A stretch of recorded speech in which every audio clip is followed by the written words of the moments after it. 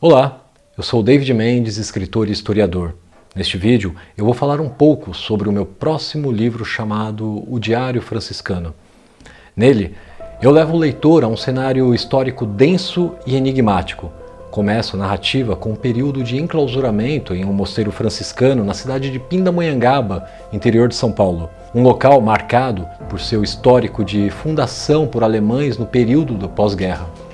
Esse ambiente carrega o peso de eventos passados que influenciaram profundamente o desenrolar das minhas investigações. A obra se destaca pelo caráter investigativo, trazendo à luz detalhes até então desconhecidos ou pouco explorados pela atuação dos monges trapistas em Tremembé. Esses monges, que aparentemente seguiam uma vida de reclusão e espiritualidade, são revelados como figuras centrais em uma trama que envolve a perseguição por partidários nazistas no Vale do Paraíba.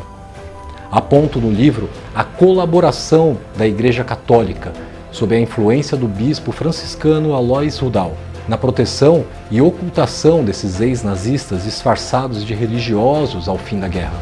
Além das conexões nazistas, expandi a narrativa ao explorar descobertas inéditas. Entre essas revelações, destaco os túneis de fuga construídos pelos monges trapistas em Tremembé, que sugerem uma rede organizada para facilitar a movimentação clandestina de pessoas e informações. Outro ponto relevante é a descoberta de túneis cavados pelos soviéticos em Pindamonhangaba durante a Guerra Fria, usados para exploração de xisto betuminoso, insinuando uma presença soviética subversiva na região. A narrativa ganha uma dimensão internacional com a introdução da atuação de agências de inteligência como a CIA e a KGB na região. Essa inserção eleva a obra a uma investigação local para uma trama que se entrelaça com grandes conflitos globais, especialmente no contexto da Guerra Fria, revelando um panorama de espionagem e influência estrangeira que contrasta com a pacata imagem do interior paulista. Não me limito a uma investigação de eventos passados. Estabeleço um diálogo crítico entre o passado e o presente de Tremembé. Analiso os impactos políticos e sociais dessas descobertas, comparando a vida de figuras conhecidas e anônimas da cidade, e questiono o que foi deliberadamente omitido da memória coletiva.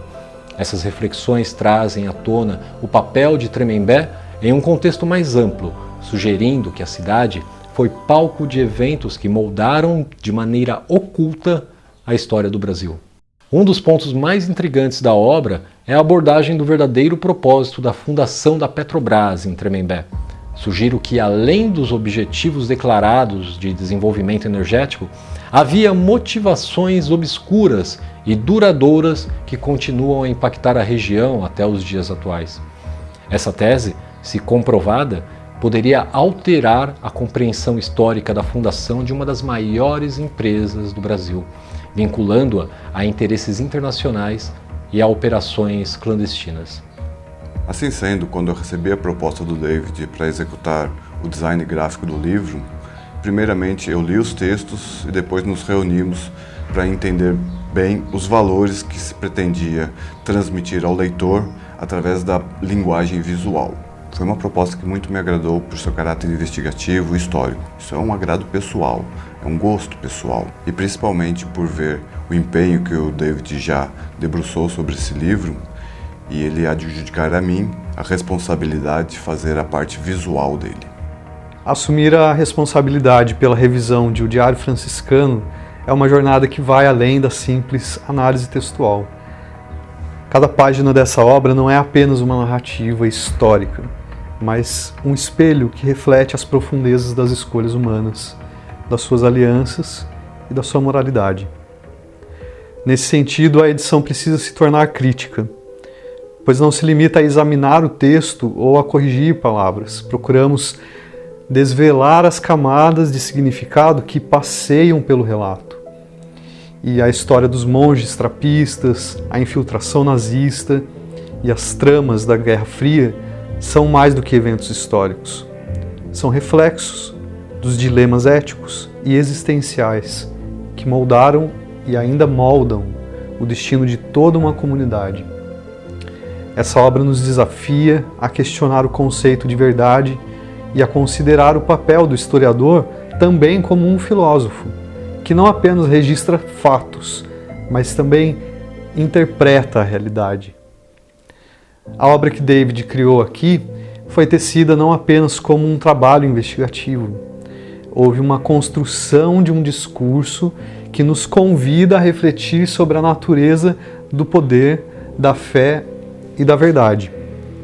Meu objetivo é garantir que essas reflexões filosóficas estejam intactas e que o leitor, ao terminar o livro, entenda o passado, mas também seja levado a ponderar o presente e o futuro. O Diário Franciscano é uma obra que nos convida a repensar a história oficial, oferecendo uma visão alternativa e provocadora sobre eventos e personagens que são apresentados muitas vezes de maneira simplificada ou romantizada. O livro expõe fatos ocultos e, ao mesmo tempo, faz uma crítica à maneira como a história é escrita e lembrada, sugerindo que há muito mais escondido sob a superfície do que a maioria das pessoas imagina.